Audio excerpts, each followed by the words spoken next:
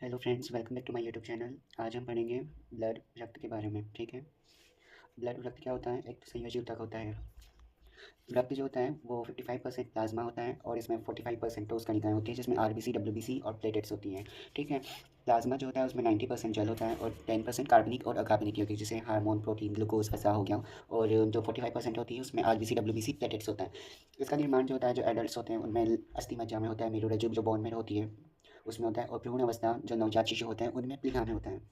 प्लीहा को आरबीसी का कब्रिस्तान भी कहते हैं या फिर तिली स्पाइन लिंग भी कहते हैं। सामान्य व्यक्ति में 5 से 6 लीटर रक्त होता है। रक्त हल्का क्षारीय प्रकृति का होता है, जिसका पीएच 7.4 होता है। ओके। रक्त का अध्ययन हेमाटोलॉजी कहलाता है। रक्त का निर्माण प्रक्रिया हीमोपोइसिस कहलाती है। ब्लड है इसके कार्य। 1 मिनट। यस। ब्लड के कार्य। ब्लड जो है ऑक्सीजन और कार्बन डाइऑक्साइड का परिवहन करता है, पोषक तत्वों को विभिन्न भागों तक परिवहन करता है, शरीर में पीएच को नियंत्रण करता है और उत्सर्जी पदार्थों को उत्पादों को शरीर से बाहर निकालता है मूत्र के रूप में। और ये बॉडी टेम्परेचर को मेंटेन करता है। इसके जो कणिका पाई जाती है आरबीसी, उसका काम इसका काम क्या है? इसमें क्या होता है, हीमोग्लोबिन नामक प्रोटीन पाया जाता है, जिसके कारण इसका रंग जो होता है लाल कलर का होता है। रक्त कणिकाओं की संख्या 99% होती है। ये ऑक्सीजन का परिवहन करता है। इनकी संख्या 55 लाख पर mm³ होती है। ठीक है। इन्हें इरिथ्रोसाइट भी कहते हैं। ये केंद्रक विहीन कोशिकाएं होती है कोशिकाएं होती है, लेकिन इनमें केंद्रक नहीं होता है। इनके जीवन काल 3 महीने यानी 120 दिन होता है। अगर आप इसके बाद अपना ब्लड डोनेट नहीं करते हो या फिर रिफ्रेश नहीं करते हो तो भी ये 120 दिन के बाद नष्ट हो जाएगी। उसके बाद है हीमोग्लोबिन में फेरस आयन होते हैं। फेरस एफी लौह तत्व जिसे बोलते हैं।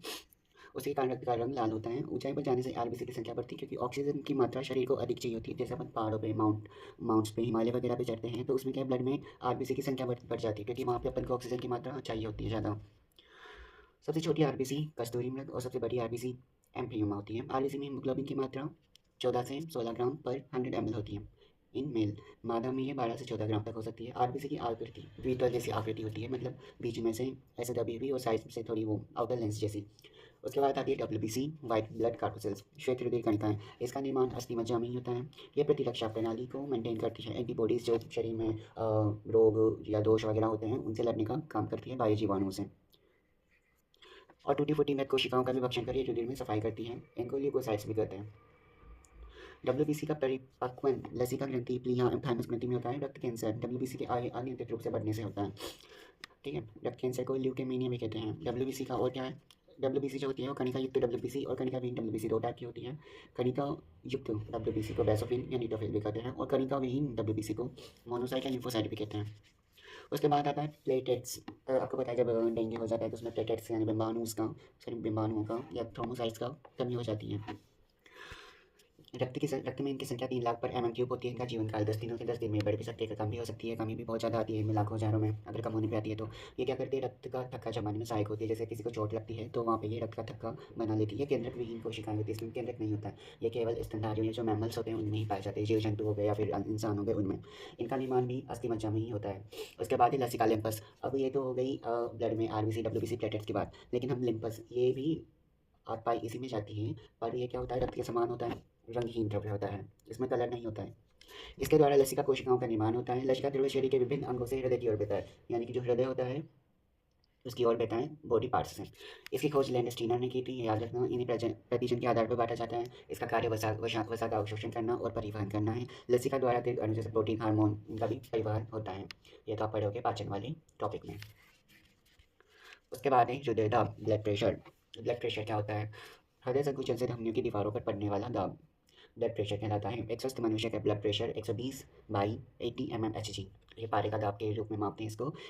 इसके लिए स्पेक्ट्रोमीटर का यूज़ किया जाता है। क्वेश्चन आता है हाइपरटेंशन। हाइपरटेंशन किसे बोलते हैं? हाई ब्लड प्रेशर की कंडीशन को बोलते हैं। इसमें क्या होता है, 120 से बढ़कर ये 140 हो जाता है। इसमें अंगों में रक्त की अधिकता आ जाती है, ऑक्सीजन की अधिकता आ जाती है। उसके बाद है हाइपोटेंशन, लो ब्लड प्रेशर। इसमें क्या होता है, ब्लड प्रेशर कम हो जाता है, अंगों में रक्त की कमी आ जाती है, ऑक्सीजन की कमी आ जाती है, और ये 110 जब हो जाता है तो इसे हम लो ब्लड प्रेशर बोलते हैं। उसके बाद आता है रक्त समूह, ब्लड ग्रुप्स। इंपॉर्टेंट टॉपिक है, इसकी खोज करी थी लैंडस्टीनर नामक साइंटिस्ट ने। ठीक है। ब्लड ग्रुप्स 4 टाइप के होते हैं, A, B, AB और O। A 25% लोगों में पाया जाता है, में B 35 में पाया जाता है, AB 10% में पाया जाता है और O 30% में पाया जाता है। एंटीजन या प्रतिजन होते हैं ए और बी, ये ग्लाइकोप्रोटीन के बने होते हैं तथा आरबीसी की सतह पर पाए जाते हैं। जो आरबीसी अपन ने पढ़ी थी उसकी सतह पर ही एंटीजन्स पाए जाते हैं। ये किस टाइप के हैं? उसके बाद एंटीबॉडीज़, एंटीबॉडीज़ को स्मॉल ए बी टाइप से रिप्रेजेंट किया जाता है। ये भी प्रोटीन की बनी होती है लेकिन प्लाज्मा में पाई जाती हैं। इन्हें एंटीसीरम या इम्यूनोग्लोबिन भी कहते हैं। इंपॉर्टेंट पॉइंट है, कोई भी प्रोटीन जो शरीर में जाकर एंटीबॉडी का निर्माण करता है या प्रेरित करता है, एंटीजन कहलाता है। मतलब जो कोई भी प्रोटीन हो वो शरीर में एंटीबॉडीज़ यानी रोग प्रतिरोधक क्षमता का निर्माण करता है, वो एंटीजन कहलाता है। एंटीजन में एंटीबॉडी के मध्य की क्रिया को समूहीकरण कहते हैं। रक्त समूह ए बी और एंटीजन एंटीबॉडीज होता क्या है? जो रक्त समूह ए होता है उसका एंटीजन ए होता है और एंटीबॉडी का निर्माण जिससे होता है वो बी होता है। बी अगर रहता है तो इससे ए का निर्माण होता है। अगर रक्त समूह ए बी होता है किसी का तो उसके एंटीजन क्या होते हैं? ए भी हो जाएगा और बी भी हो जाएगा, लेकिन इसकी एंटीबॉडीज होती है वो नील होगी, मतलब कुछ भी नहीं होगी। उसके बाद अगर रक्त समूह किसी का और रहता है तो इसमें एंटीजन का निर्माण नील होता है यानी नहीं होता है, एंटीबॉडीज इसमें और भी होती है।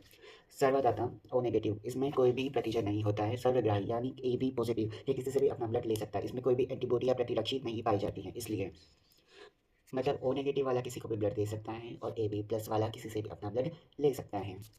दाता रुधिर, ग्राही रुधिर, ए जो होता है जिसका ए अगर समूह रहता है वो ए वालों को दे सकता है, बी वालों को नहीं दे सकता, ए बी वालों को दे सकता है। मतलब जिसमें ए रहेगा वो किस किस को देगा? जिसमें ए प्रेजेंट होगा उसी को देगा। जैसे ए हो गया, इसमें ए नहीं है तो इसको नहीं देगा, इसमें भी ए नहीं है तो इसको भी नहीं देगा, इसमें है तो इसको देगा। बी जो है वो बी वाले को ही देगा, इसमें भी है और इसमें भी है तो ये इसी को देगा। ए बी जो है वो बस पर्टिकुलर ए बी दोनों जो साथ में आ जाए उसी को देगा। इंडिविजुअल ए बी आ जाए या ओ आ जाए उसको ये नहीं देगा। ओके, ओ आ जाए ये तो सबको दे सकता है। ए बी प्रतिजन के अलावा रुधिर की आरबीसी पर एक और प्रतिजन पाया जाता है जिसे आर एच फैक्टर कहते हैं। इट्स इंपॉर्टेंट, इसकी खोज भी लेगस्टीनर और बीनर ने की थी। ए बी प्रतिजन के अलावा रुधिर की आरबीसी पर एक और प्रतिजन पाया जाता है जिसे आर एच फैक्टर कहते हैं। आर एच फैक्टर सबसे पहले रिसस्पेंदर में खोजा गया था। ओके, जिनमें पाया जाता है वे आर एच पॉजिटिव होते हैं और जिनमें नहीं पाया जाता है आर एच नेगेटिव होते हैं। वर्ल्ड में जो है 80% लोग आर एच पॉजिटिव होते हैं, यानी कि इसमें ये आर एच फैक्टर पाया जाता है और इंडिया में ये रेशियो है 93% का। अब यहाँ पे फैक्ट बात ये है कि यदि आर एच पॉजिटिव और आर एच नेगेटिव व्यक्तियों की आपस में साथ शादी हो जाती है, यानी एक में आर एच फैक्टर पाया जाता है, मेल हो या फीमेल हो, और दूसरे में वो फैक्टर नहीं पाया जाता है और इनकी शादी हो जाती है, तो इसमें क्या होता है? पहली जो संतान होती है वो तो सामान्य होती है, लेकिन जो दूसरी जो रहती है वो भ्रूण अवस्था में उसकी मृत्यु हो जाती है। ठीक है, इसे ही बोलते हैं हम इरिथ्रोब्लास्टिसोसिस फेलिटस, यानी कि जन्म से पहले ही उनकी मृत्यु हो जाती है। अब यहाँ पे कुछ स्पेशल पॉइंट्स हैं। 21 से 60 वर्ष का व्यक्ति रक्तदान कर सकता है, एक बार में 10% अधिकतम रक्तदान कर सकता है। 2 सप्ताह बाद फिर से रक्तदान कर सकता है। अधिकतम 49 दिन तक ही रक्त बैंक में रख सकते हैं, इसके बाद लॉटिंग वगैरह ऐसा कुछ होता है उसमें, तो उससे वो खराब हो जाता है। इसे 4.4 डिग्री सेल्सियस के तापमान पर ही रखा जाता है। रक्त को जमने से रोकने के लिए इसमें प्रतिस्कंदन मिलाते हैं। पॉइंट टू रिमेंबर, प्रतिस्कंदन के रूप में हम एडीटी हो गया, सोडियम साइट्रेट हो गया, सोडियम डिक्सट्रेट हो गया, ये कैल्शियम को बांध लेते हैं जिससे रक्त जमता नहीं है। रुधिर से संबंधित रोग, रक्ताल्पता एनीमिया, हीमोग्लोबिन की कमी से लोहे यानी फेरस आयरन और विटामिन B12 फॉलिक अम्ल की कमी से ये होता है। हीमोग्लोबिन हीम समूह लोहा Fe प्लस आयन होता है जो बताया था मैंने, प्लस ग्लोबिन प्रोटीन से मिलकर बना होता है। हीम समूह का स्टोरेज प्लीहा में होता है, इस कारण प्लीहा को आरबीसी का कब्रिस्तान भी कहा जाता है कि जो हीम समूह होता है उसका स्टोरेज प्लीहा में होता है, स्प्लीन में होता है, इस कारण इसको आरबीसी का कब्रिस्तान भी कहते हैं।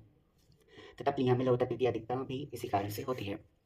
उसके बाद आता है वेरिकस कोशिकाएं, जब शिराएँ खींच कर फूल जाती है, ये एक तरह का रोग होता है। इसमें क्या होता है, जो शिराएँ होती है ये क्या होती है, खींच जाती है और फूल जाती है। इसके कपाट दोषपूर्ण हो जाते हैं जिससे ये फूल जाती है और टेढ़ी मेढ़ी हो जाती है, जिससे वो जो रुधिर का संचरण होता है वो ठीक से नहीं हो पाता। इस रोग को कहते हैं वेरिकस शिराएँ। फिर इसके बाद अब जैसे शिराएँ खींच जाती है, टेढ़ी मेढ़ी हो जाती है, वैसे धमनियाँ भी हो सकती है। तो धमनियों का जो रोग होता है वो है आर्टियो स्क्लेरोसिस। ठीक है, इसमें क्या होता है, धमनियों में वसा और कोलेस्ट्रॉल की मात्रा बढ़ जाती है जिसके कारण रक्त प्रवाह बंद हो जाता है या फिर बहुत स्लो हो जाता है। उसके बाद एंजाइमा, एंजाइमा क्या होता है, हृदय पेशियों में एंजाइमा क्या करता है, हृदय पेशियों में ऑक्सीजन की आपूर्ति को बंद या कम करने का काम करता है। अगर ये रोग हो जाता है तो ये आपूर्ति बंद या कम हो जाती है। हृदय आघात, हार्ट शॉक, कोरोनरी धमनी में धक्का बन जाने के कारण ये होता है। ठीक है, रक्त परिसंचरण तंत्र की खोज किसने की? पढ़ा था लेंगस्टीनर ने।